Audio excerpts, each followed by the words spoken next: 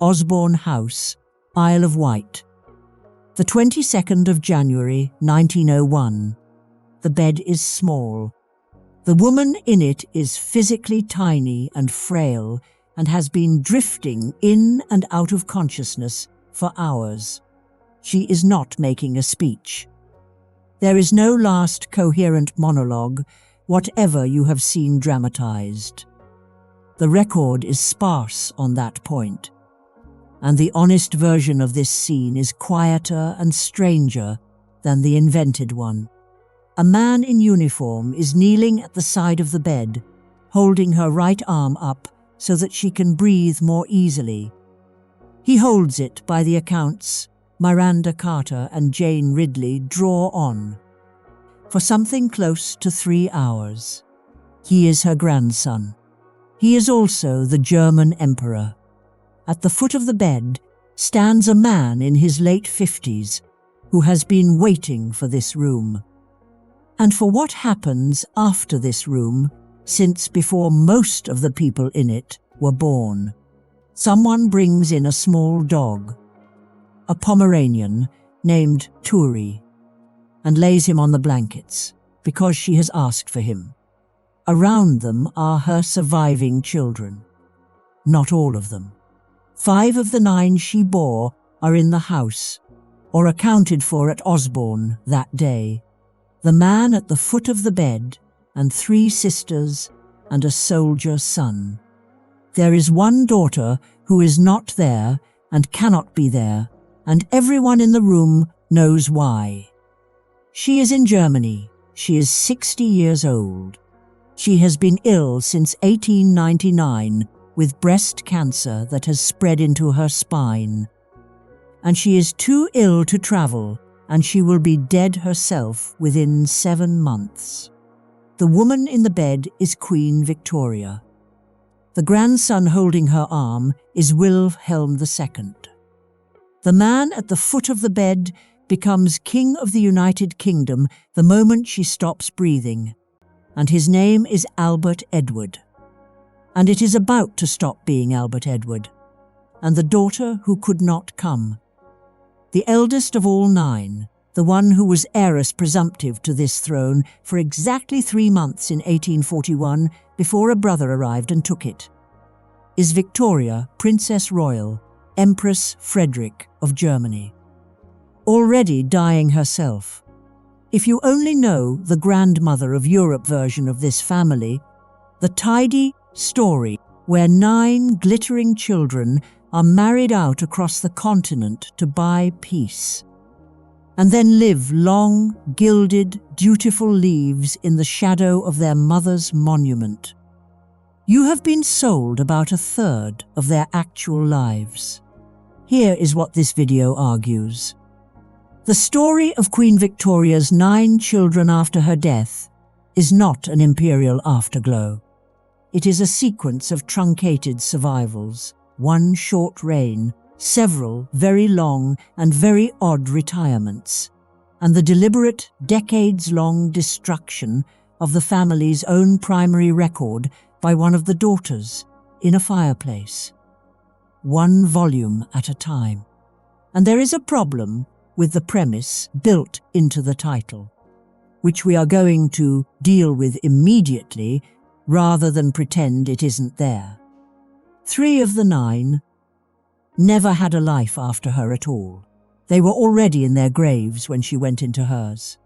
So, which of the 9 actually outlived their mother? And why is the honest answer 6? What did the son who waited 60 years for the crown do with the 9 years he finally got? Which of them lived long enough to watch their mother's carefully engineered European marriages turn into a war between her own grandchildren? And what happened to the 111 volumes of journals she left behind? Because that fireplace is not a metaphor. And we will come back to it. Let's get into it. 9 children, born across 17 years. Victoria, Princess Royal. On the 21st of November, 1840. Albert Edward on the 9th of November, 1841. Alice on the 25th of April, 1843. Alfred on the 6th of August, 1844. Helena on the 25th of May, 1846. Louise on the 18th of March, 1848. Arthur on the 1st of May, 1850. Leopold on the 7th of April, 1853. And Beatrice, the last, on the 14th of April, 1857. All 9 reached adulthood. In the 19th century, in any family at any social altitude, that is remarkable, and it is worth stating plainly, before the rest of this gets bleak. Their mothers' documented feelings about the infant stage were not warm. Writing to her eldest daughter, in the correspondence Roger Fulford collected in Dearest Child, Victoria offered the following assessment. An ugly baby is a very nasty object. She described newborns as frog-like. That is a mother's letter in her own hand about her own recent output. The children were, from the beginning, instruments of a plan. Married outward, into Germany and beyond. On the theory that a continent stitched together by one woman's grandchildren could not easily go to war with itself. The number of grandchildren usually cited is 42. Hold that figure. It becomes the darkest joke in this story about 13 years after she dies. Then, in 1861, Prince Albert died, and the household these 9 children lived inside stopped being a household and became a shrine. It helps to understand what a widowed sovereign's mourning actually meant for the people trapped inside it. The younger the child, the longer the sentence. Beatrice was 4 years old when her father died, and she was still being addressed by the family nickname, Baby, into her late 30s. That detail is verified in Matthew Denison's The Last Princess. When she eventually wanted to marry Prince Henry of Battenberg, her mother's reaction is preserved in Victoria's own diary. The words are, "I could not bear the thought." Denison documents that what followed was an extended period in which the Queen simply did not speak to her. So here, stated once, plainly, and then not repeated, is the pattern that runs under everything else in this story. Victoria bound her children to her with duty, and with illness, and with the enormous gravitational weight of her own grief, and the tether was gilded. But it was still a tether. Her death in 1901 was a bereavement. It was also, for the survivors, a release. What each of them did with that release is the entire back half of this video. But 3 of them never got to find out. Darmstadt, Germany. The autumn of 1878. Diphtheria has moved through the household of the Grand Duchess of Hesse, Alice, the 3rd of the 9, born 1843. She nurses them herself, one by one. Diphtheria in 1878 is a suffocating disease, and it is meat transmitted by droplet, which is why the protocol in an infected sick room is absolute. You do not put your face near the patient. Alice knows the protocol. She has been working inside it for weeks. Then her son is dying, and she breaks it. Gerard Noel's biography of Alice reports her words in that moment as, "I must kiss him." That is a reported line rather than a documented transcript, and it should be taken as reported. But the physical act it describes is not in dispute, and neither is what followed from it. She contracted the disease. She died on the 14th of December, 1878, aged 35. The 14th of December was the date her father had died, 17 years to the day. Alice is the first of the 9 to go into the ground, 23 years before her mother. She would spend those 23 years being invoked, memorialized and mourned at Windsor by a woman who had spent much of Alice's adult life finding her difficult. The calendar had done something the family could not fix and could not stop noticing. She was not the last of the 9 to die young. Within 6 years, there would be a second grave. And the son in it had spent his short adult life fighting his mother for the right to leave the house at all. Leopold, the 8th child, born on the 7th of April, 1853, was the one the family watched. He bruised, his joints swelled.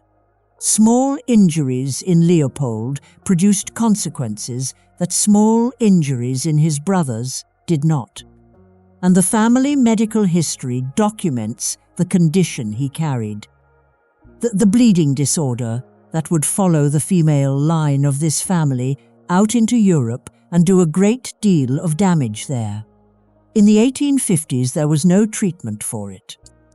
There was only management, and management meant restriction. So he was wrapped in cotton wool, and he objected. Charlotte Ziepvat's biography of Leopold documents the shape of that objection with some precision. He wanted a university education. He asked for it repeatedly, and he fought his mother for an independent establishment of his own at Claremont, which he eventually got. He read. He collected. He served as his mother's unofficial private secretary, which meant access to state papers.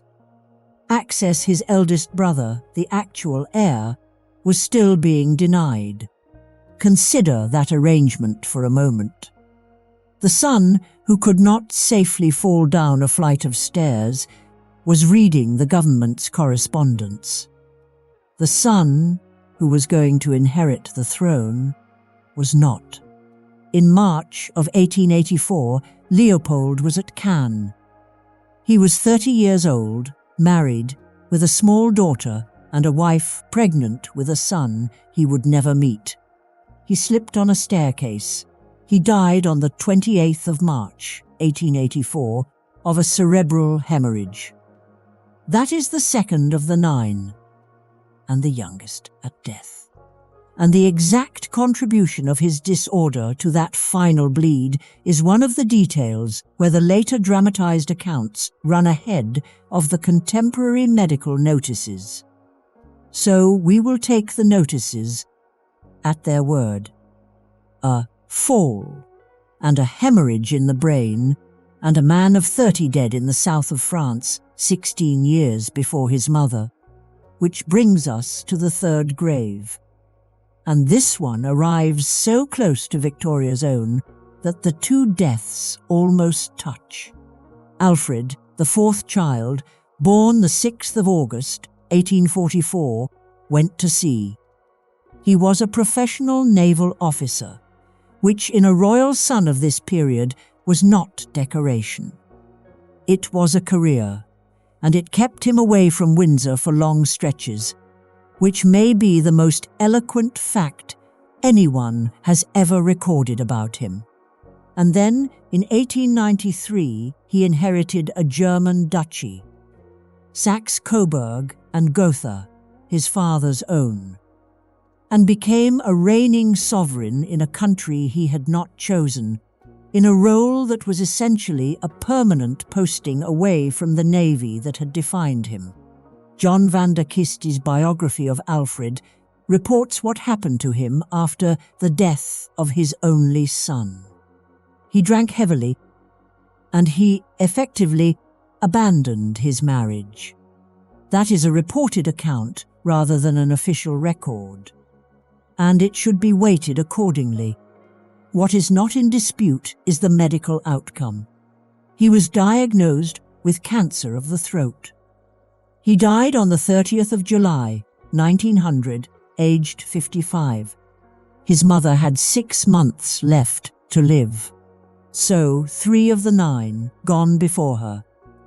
Alice at 35 in 1878. Leopold at 30 in 1884. Alfred at 55 in 1900. That is the first question from the top of this video answered, and answered against the premise of every thumbnail this subject has ever been given. 6 children survived Queen Victoria. Not 9. To survive the Victorian era, you first had to survive Victoria.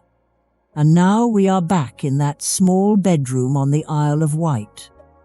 And the arithmetic of what happens next is about to become extremely specific. St. James's Palace, the 23rd of January 1901. The morning after, a council assembles.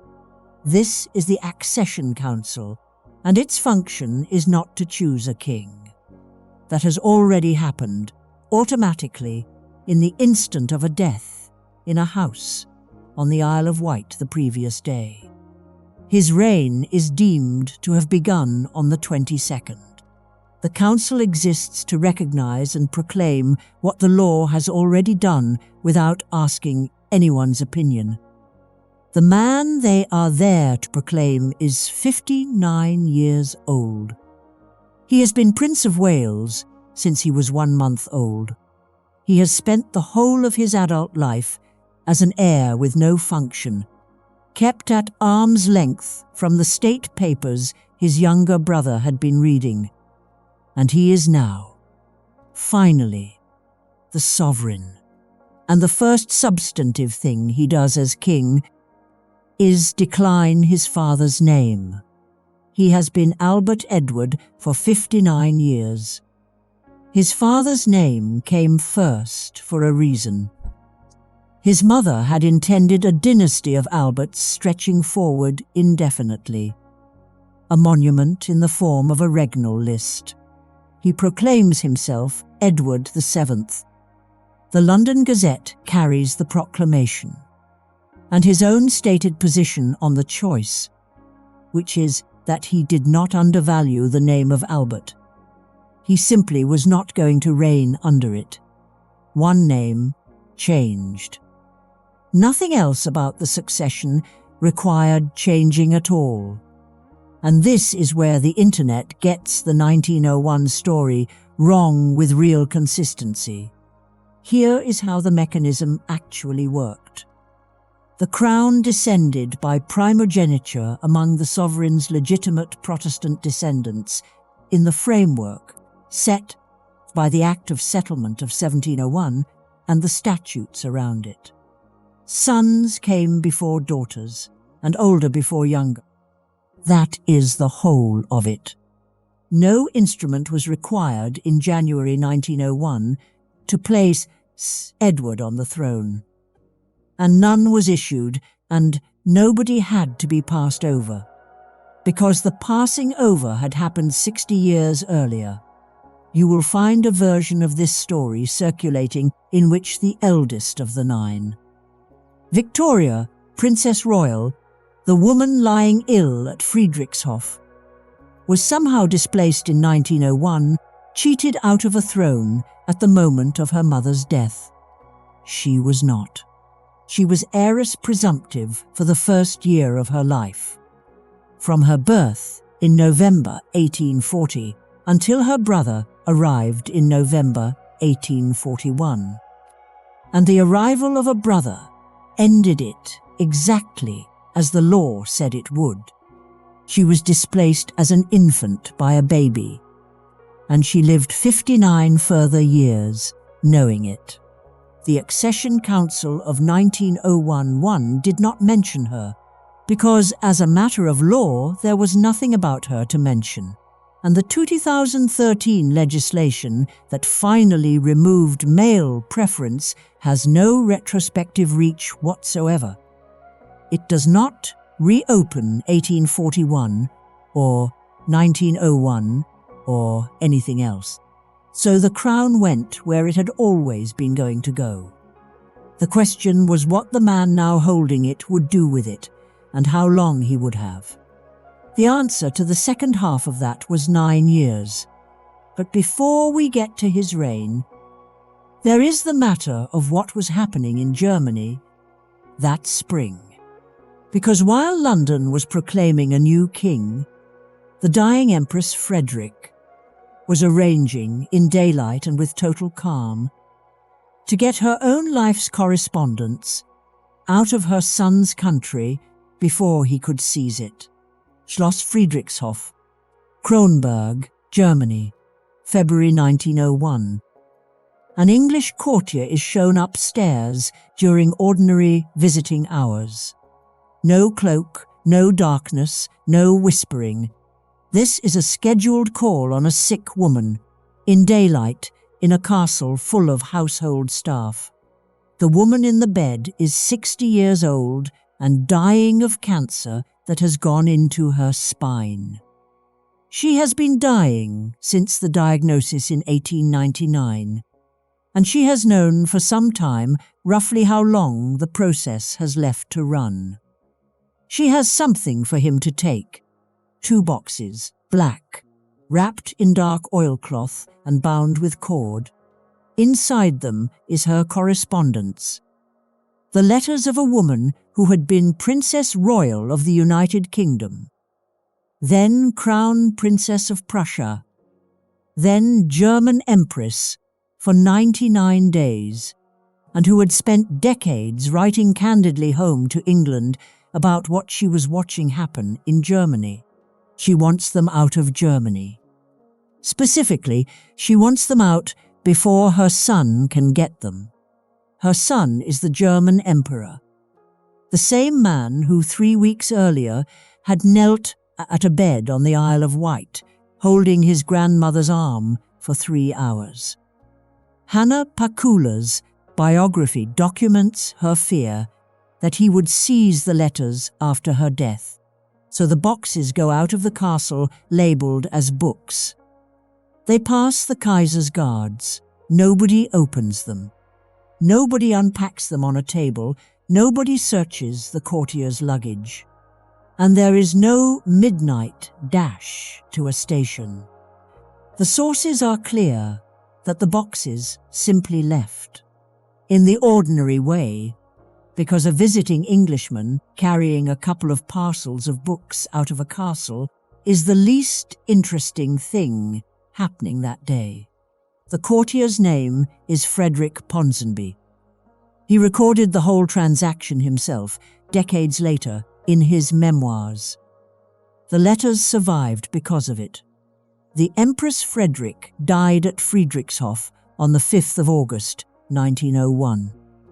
Breast cancer, diagnosed 1899, metastasized to the spine.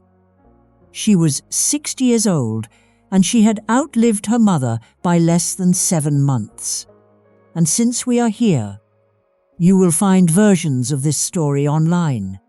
Content farms, aggregated timelines, the endlessly copied stuff that place her at the Osborne deathbed in January, weeping at her mother's side. She was not there. She could not travel. That is the whole reason the boxes had to be handed to somebody else in a bedroom in Kronberg 6 months before she died. And any account that puts her in that room on the Isle of Wight has got the most basic fact of her final year backwards. The Empress of Germany had to smuggle her own memories past her own son, which brings us to the fireplace I promised we would come back to. Kensington Palace, 1902. The youngest of the 9 sits down at a desk with a task her mother has left her, and she will not finish it for roughly 3 decades. Queen Victoria kept a journal for most of her life. The volumes ran to 111. In them was the daily record of the longest reign in British history to that point. The marriage, the widowhood, the ministers, the family, the whole interior of the woman. Beatrice was her literary executor, and her instruction, per the Queen's own direction and Beatrice's later statements, was to copy the journals out and to omit or modify anything that might cause offence or hurt feelings. She copied into notebooks bound in blue, and as she finished each original volume, she destroyed it. Not metaphorically. The handwritten originals went, volume by volume, as the sanitized copies were completed. The process ran on for about 30 years, and at the end of it, the primary document did not exist anymore. What exists is Beatrice's version. How much was lost? Scholarly comparison puts it at roughly 2/3 of the original text. That estimate is possible because a partial control sample survives.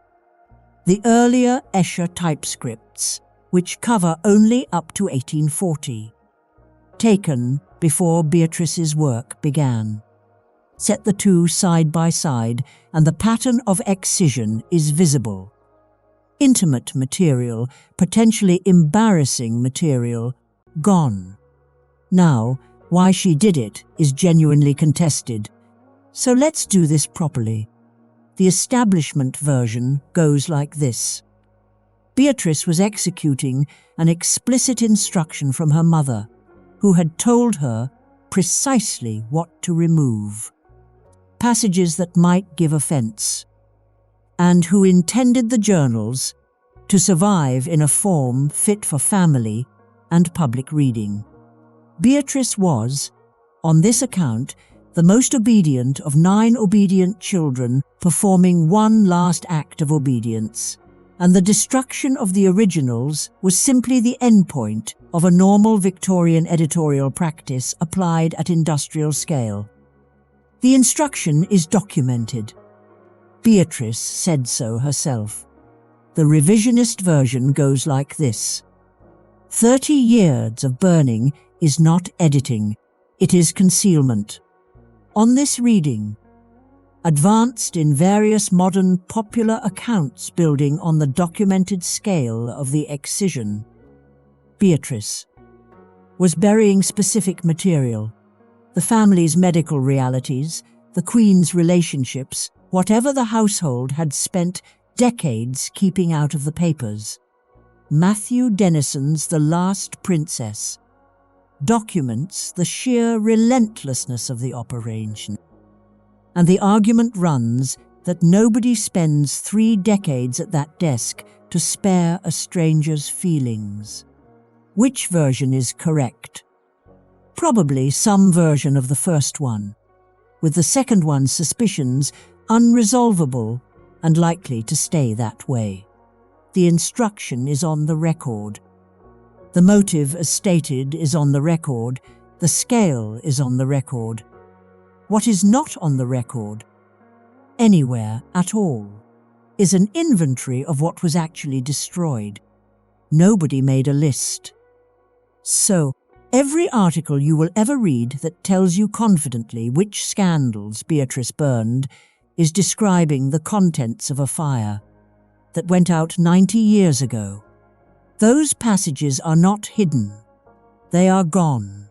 The daughter charged with preserving her mother's memory became the single largest destroyer of the evidence of it. That is not an interpretation. That is what the surviving documents are. Meanwhile, her brother was having his 9 years. Edward VII inherited at 59, and one of the first things he did was clean house. Literally. Jane Ridley's biography reports his reordering of the palaces the moment his mother died, including the removal from Osborne of the plaster busts of John Brown that had stood there through the widowhood. A reported detail, not an official record, but an entirely legible one. The shrine came down. He was better at the job than anyone had budgeted for, mostly because the job he was good at was the one his mother had refused for 40 years, appearing in public, and travelling, and charming foreign courts in their own languages. His diplomatic tours through Europe irritated his nephew in Berlin considerably. Wilhelm II's verdict on those tours, recorded in Miranda Carter's study of the three cousins, was that his uncle was an old peacock. In 1902, days before his coronation, he required immediate abdominal surgery. He initially refused to stand down from his engagements. Ridley records his position on it. "I shall not give in. I shall go on." He gave in. The surgery went ahead, the coronation was postponed, and he survived both. He died at Buckingham Palace on the 6th of May, 1910, aged 68. 9 years on the throne after 59 years of waiting for it. And he went into the ground 4 years before the war his mother's marriage policy had been designed to prevent. He was, in that specific and narrow sense, the luckiest of the 9. Quebec, the 13th of October, 1911. In the Salon Rouge of the Parliament buildings, a man of 61 is sworn in as Governor-General of Canada. He is a professional soldier and has been one his entire adult life.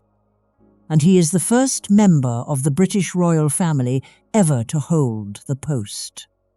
He is Arthur, Duke of Connaught, 7th child of Queen Victoria, born the 1st of May, 1850. He served until the 11th of November, 1916, which means he was the Crown's representative in Canada through the first 2 years of the war. In a country sending men across the Atlantic in numbers nobody had planned for. There is a version of his Canadian term that has hardened into anecdote. So let's take it properly. The establishment version goes like this. Arthur was a model vice-regal appointment. Dutiful, disciplined, tireless in wartime recruitment and hospital visiting, the perfect soldier doing the perfect ceremonial job.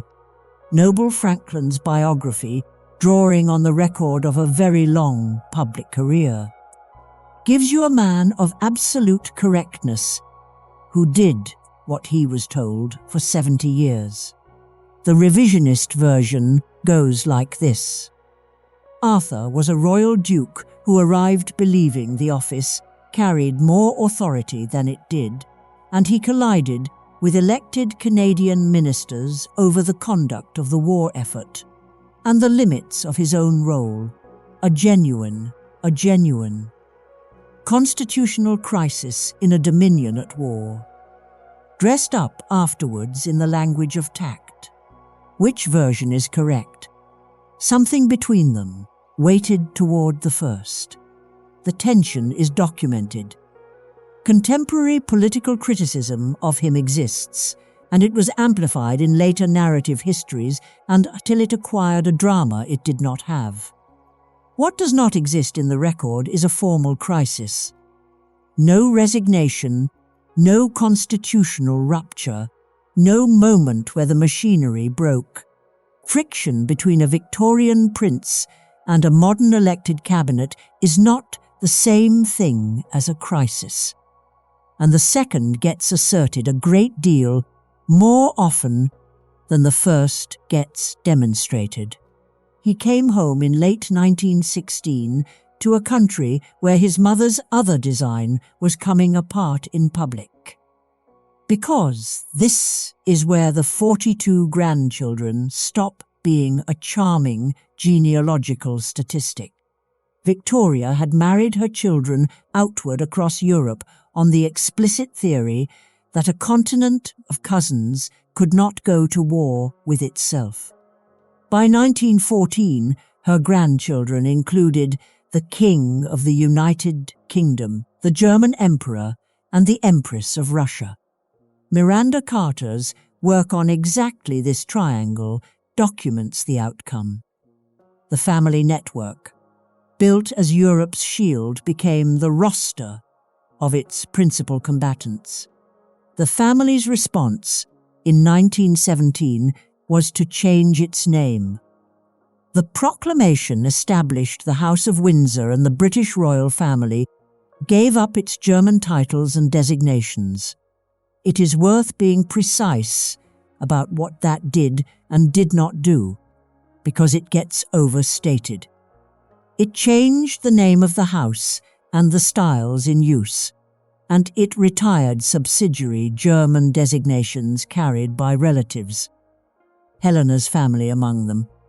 It did not touch the underlying peerages, and it did not alter the line of succession by so much as a place.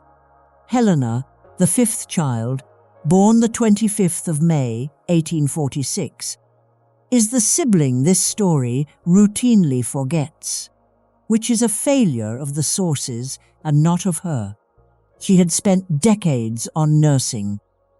Van der Kister's Queen Victoria's Children documents her translating German medical texts into English to advance the profession, which is unglamorous, technical work, and precisely the kind that leaves no anecdotes behind. Her husband, Prince Christian of Schleswig-Holstein, died in 1917, in the same year the German names went. She lived on in London as a widow. She died at Schomburg House on the 9th of June, 1923, aged 77, after influenza and a heart attack. Funeral at St. George's Chapel, Windsor, later reburial at Frogmore. She is the fourth of the 9 to go, and the first of the survivors to die of nothing more dramatic than getting old. That left 3. Now, we need to talk about Louise, because Louise is where this subject's comment sections go to fight. Louise, sixth child, born the 18th of March, 1848, was an artist, not an accomplished young lady watercolorist, a working sculptor. The marble statue of her mother that stands at Kensington Palace is hers. She carved it. Lucinda Hawksley's The Mystery of Princess Louise documents that work, and documents a woman who moved in artistic circles and behaved with an independence her family found hard to file, down to the sculpted cigarette holder she used in public, against her mother's explicit anti-smoking edicts.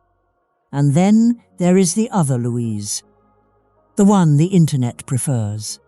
The establishment version goes like this.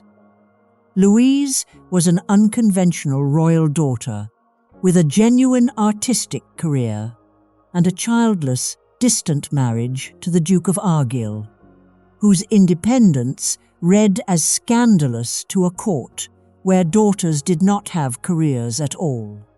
The revisionist version goes like this. Louise bore an illegitimate child in the late 1860s, quietly adopted out and provided for, and conducted a series of affairs during and after her marriage. A version revived and pressed in later biographies and popular accounts, Hawksley's among the works that have carried the story to a modern audience. Which version is correct? Here the honest answer is uncomfortable, and it is that nobody can tell you. Some sources suggest the child. The case rests on a coincidence of dates, an adoption by a medical family connected to the court, and family anecdote collected long afterwards. There is no contemporary official record, no baptismal entry, no surviving primary document of any kind. The affairs are the same shape. The social independence is documented, The artistic circles are documented. The specific sexual claims are gossip that grew a bibliography. That is not a denial.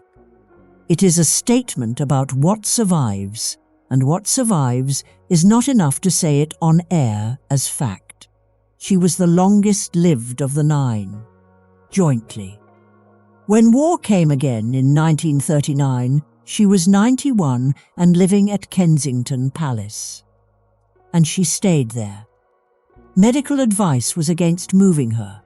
She died there on the 3rd of December 1939.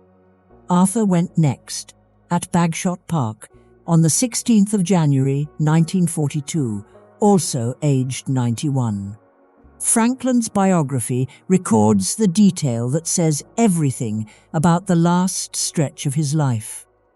He went on being photographed in full archaic Victorian military dress into the 1930s, field marshals, baton in hand, the uniform of an empire that had already changed shape around him. He outlived his mother by 41 years. And that left one. Beatrice, born the 14th of April, 1857. The one called Baby into her late 30s. The one whose wish to marry produced. I could not bear the thought in her mother's diary and a long silence afterwards. The one who got Osborne cottage in the will and a task that took 30 years. She died at Brantridge Park, Sussex, on the 26th of October 1944, in her sleep, aged 87. Funeral at St. George's Chapel. Later, reinterment beside her husband at St. Mildred's, Whippingham. She was the last of the 9, and she died with the Second World War still running. So, the ledger, finally. 9 children born between 1840 and 1857, all reaching adulthood, which was the achievement. 3 dead before their mother. Alice at 35, Leopold at 30, Alfred at 55. 6 survivors, and one of those lasted less than 7 months. A 9-year reign. A viceregal term, a nursing career. Nobody films. 2 lives that reached 91 and 1 that reached 87, carrying Victorian childhoods into a century of aircraft and blackouts. The case for them is real. They did the job. Married where they were sent, served where they were posted, and one of them ran the British monarchy's foreign relations better in 9 years than his mother had in 40. The case against is that they were, by design, instruments, and the design failed catastrophically. The marriages arranged to make a European war impossible produced. In 1914, a war fought between a British king, a German emperor, and a Russian empress, who had all sat in the same rooms as children. That is not an ironic reading. That is Carter's documented subject matter. And the gilded tether held after she was gone. Which is the part the fairy tale version cannot accommodate. It held longest on the youngest. Not because anyone enforced it. Everyone who could have enforced it was dead. But because obedience that starts but at 4 years old does not require enforcement by 70. So picture the room. A desk with notebooks bound in blue, squared and finished, the acceptable Victoria. A fireplace, and a woman working her way through 111 volumes of her mother's handwriting, feeding the originals in one at a time for 30 years, until roughly 2/3 of the record of the longest reign in British history had stopped existing. A daughter trained her entire life to obey does not leave a paper trail.